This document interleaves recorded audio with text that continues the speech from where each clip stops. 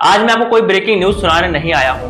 आज मैं आपको एक ऐसी कहानी सुनाने आया हूं जो अगर आज आप सुनकर भूल गए तो कल शायद आप भी इसी सिस्टम का शिकार हो जाएंगे। नमस्कार, आप देख रहे हैं भारत परिचय न्यूज। ये है भारत परिचय की विशेष पेशकश अनकही बात आकाश के साथ।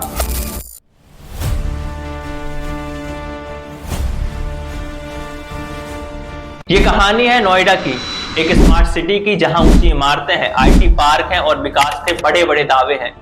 लेकिन इसी चमकते शहर में एक रात एक 27 साल का सॉफ्टवेयर इंजीनियर जिसका नाम युवराज मेहता है, प्रशासन के सामने मरता रहता है और प्रशासन चुपचाप देखता है। रात करीब 12:30 बजे, घना कोहरा, सड़क पर विजिबिलिटी लगभग जीरो। युवराज गुरुग्राम से नोएडा अपने घर लौट रहा था।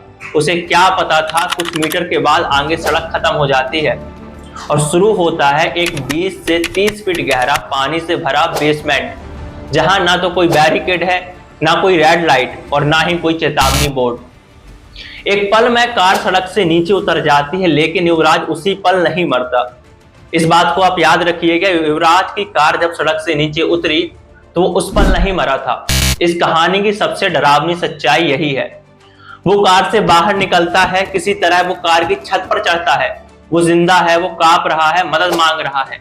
वो अपने पिता को फोन करता है और कहता है, पापा मुझे बचा लो, मैं पानी में फंस गया हूं, मुझे मरना नहीं है। सोचिए जरा, एक बेटा अपने पिता से जिंदगी की भीख मांग रहा है।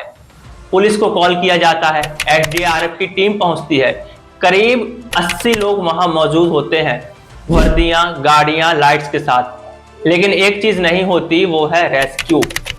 कोई भी शख्स पानी में नहीं उतरता, क्योंकि पानी ठंडा है, क्योंकि कोहरा है, क्योंकि रिस्क है।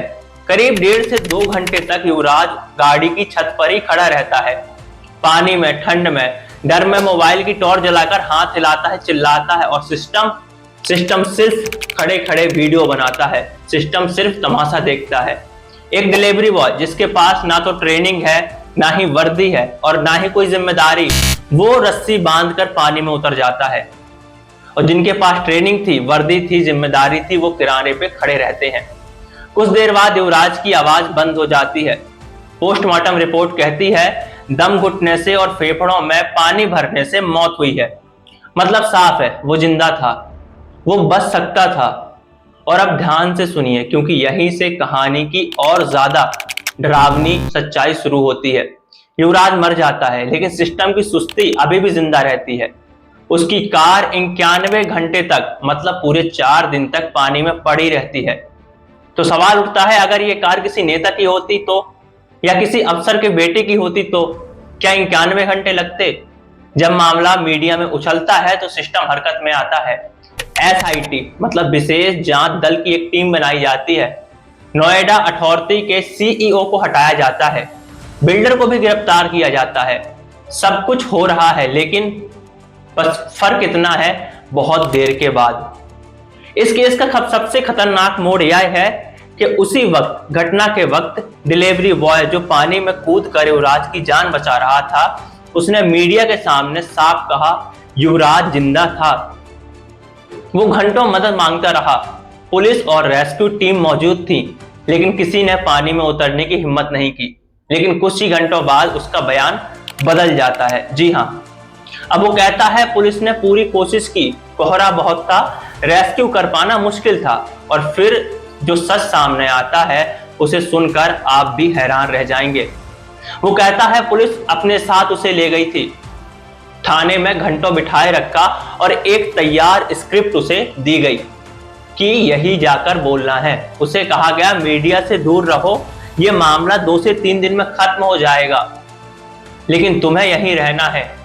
अब सवाल सिर्फ ये नहीं कि रेस्क्यू क्यों नहीं हुआ, अब सवाल ये भी है कि सच को भी डुबाने की कोशिश की गई। आपको बता दें, यहां पहले भी एक ट्रक गिर चुका है। 2015 से इस इलाके की ड्रेनेज और सुरक्षा को लेकर फाइलें चल रही थी। फाइलें चलती रहीं और युवराज मर गया। और अब आखिरी सवाल, अगर आज युवराज के लिए कोहरा, ठंडा पानी और रिस्क बहाना बन सकता है, तो कल आपके लिए क्या बनेगा? क्योंकि यह हादसा नहीं था, ये लापरवाही नहीं थी, ये थी सिस्टमैटिक तरीके से की गई एक हत्या। मैं आपसे फिर मिलूंगा एक और सच्चाई के साथ, एक और अनकही बात के साथ। देखते रहिए भारत परिचय न्यूज। नमस्कार।